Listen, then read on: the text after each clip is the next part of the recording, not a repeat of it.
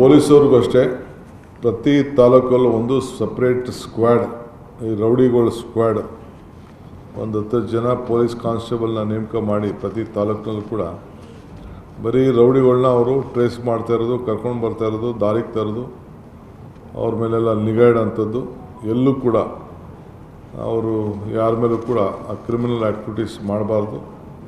So ಯಾರ್ಯಾರು ರೌಡೀಸ್ಗಳಿದ್ದಾರೆ, rowdies ಚಿಗುರು ಹೊಸ್ದಾಗೆ ಹುಡುಗರುಗಳು, ಹಳಬರು ಎಲ್ಲರೂ ಕೂಡ ಜಾಗೃತಿಯಿಂದ ಅವ್ರ ಬಗ್ಗೆ ನೀವೊಂದು ಸ್ಪೆಷಲ್ ಒಂದು ಫೋರ್ಸ್ನ ಕ್ರಿಯೇಟ್ ಮಾಡಬೇಕು ಅಂಥೇಳಿ ಅವ್ರಿಗೆ ನಾನು ತಿಳಿಸಿದ್ದೇನೆ. ಆಮೇಲೆ ಸಕಾಲ ವಿಚಾರದಲ್ಲೂ ಕೂಡ ಕ್ವಾಲಿಟಿ ಇನ್ನೂ ಹೆಚ್ಚಿಗೆ ಆಗಬೇಕು. ಯಾರ್ಯಾರಿಗೆ ಏನೇನು ಆ ಸಕಾಲದಿಂದ ಅವ್ರಿಗೆ ಅನುಕೂಲ ಆಗಬೇಕು ಅದು ಕೂಡ ಎಲ್ಲ ಮಾಡಿದ್ದೇನೆ. ಆಮೇಲೆ ಅವ್ರಿಗೆ ಕೆಲವು ಕರ್ನಾಟಕ ಭವನ್ ಫಂಕ್ಷನಿಂಗಲ್ಲಿ ನನಗೆ ಸಮಾಧಾನ ಇಲ್ಲ. ಸೊ ಅದಕ್ಕೆ ನಾನು ಬೆಂಗಳೂರಿಗೆ ಹೋಗಿ, ಡೆಲ್ಲಿಗೆ ಹೋಗಿ ನಮ್ಮ ಕೆಲವು ಸೀನಿಯರ್ ಆಫೀಸರ್ಸ್ನ ಯಾರು ಡೆಲ್ಲಿಲಿ ಕೆಲಸ ಮಾಡ್ತಾಯಿದ್ದೆ ಅವ್ರನ್ನೆಲ್ಲ ಸಂಪರ್ಕ ಮಾಡ್ತೇನೆ, ಕರೆದು ಒಂದು ಮೀಟಿಂಗ್ ಮಾಡ್ತೇನೆ.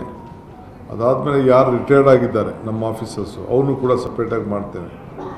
ಮಾಡಿ ಅಲ್ಲಿ ಒಂದು ಸಪ್ರೇಟು ಕೆಲವು ಸೆಲ್ನ ರಚನೆ ಮಾಡಿ ನಮ್ಮ ರಾಜ್ಯಕ್ಕೆ ಏನೇನು ಹಣ ಬೇಕೋ, ಏನೇನು ಹೊಸ ಪ್ರೋಗ್ರಾಮ್ಸು ಬೇರೆ ಬೇರೆ ರಾಜ್ಯವರು ತೆಗೆದುಕೊಳ್ತಾ ಇದ್ದಾರೆ ಅದೆಲ್ಲ ಗಮನಿಸಿ ಪ್ರಾಜೆಕ್ಟ್ ರಿಪೋರ್ಟ್ ರೆಡಿ ಮಾಡಿ ನಾವು ಕೂಡ ಅವರಿಗೆ ಫೈಲ್ ಮಾಡಬೇಕು.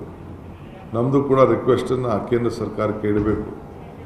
ಅದಕ್ಕೆ ನಾವು ಸಿದ್ಧತೆಯನ್ನು ಮಾಡ್ಕೊಳ್ಳಿ ಅಂತ ಹೇಳಿದ್ದೇನೆ. ನೆಕ್ಸ್ಟು ಡೆಲ್ಲಿಗೆ ಹೋದಾಗ ನಮ್ಮ ರಾಜ್ಯದವರೇ ಆದಂಥ ಸೆಂಟ್ರಲ್ ಗೌರ್ಮೆಂಟಲ್ಲಿ ಯಾರ್ಯಾರು ಆಫೀಸರ್ಸ್ ಕೆಲಸ ಮಾಡ್ತಾಯಿದ್ದಾರೆ ಅವ್ರಿಗೊಂದು ಮೀಟಿಂಗು, ಯಾರು ರಿಟೈರ್ಡ್ ಆಫೀಸರ್ಸ್ ಇದ್ದಾರೆ ಅವ್ರನ್ನೂ ಕೂಡ ಕರೆಸಿ ಅವರಿಂದ ನಮ್ಮ ರಾಜ್ಯದ ಸೇವೆಗೆ ಯಾವ ರೀತಿ ಮಾಡಲಿಕ್ಕೆ ಸಾಧ್ಯ ಇದೆಯೇ ಅನ್ನೋದನ್ನು ಅವ್ರ ಹತ್ರ ಚರ್ಚೆ ಮಾಡಿ ಕೆಲವು ತೀರ್ಮಾನಗಳನ್ನು ನೆಕ್ಸ್ಟ್ ಟೈಮ್ ಡೆಲ್ಲಿಗೆ ಹೋದಾಗ ನಾನು ತಿಳಿಸ್ತೇನೆ.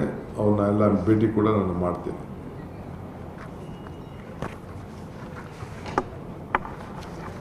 ಇಷ್ಟೇ, ಇನ್ನೇನು ಇದೆಯಾ?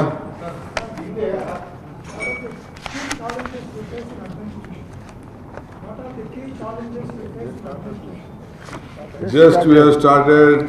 I have given an opportunity to give them 15 days time to submit their report. Let me see.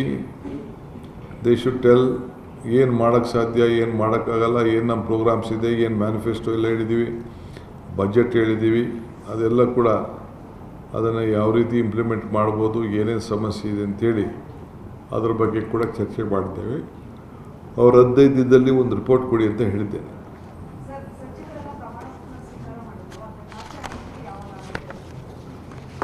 ಹೊತ್ತು ಮುಳುಗೋದ್ರೊಳಗಡೆ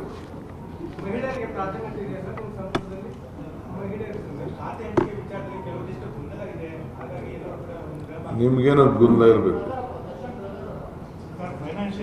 ಸರ್. ಇನ್ನೂ ಅನೌನ್ಸೇ ಆಗಿಲ್ಲ, ಎಲ್ಲಿ ಗೊಂದಲ? ನೀವು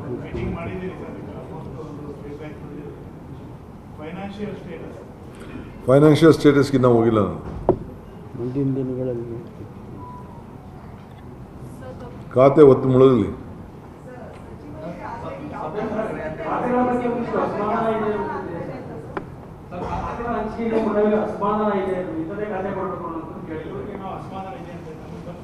ನನ್ನ ಹತ್ರ ಯಾರು ಬರಲಿಲ್ಲ, ಯಾರು ಭೇಟಿ ಮಾಡಿಲ್ಲ.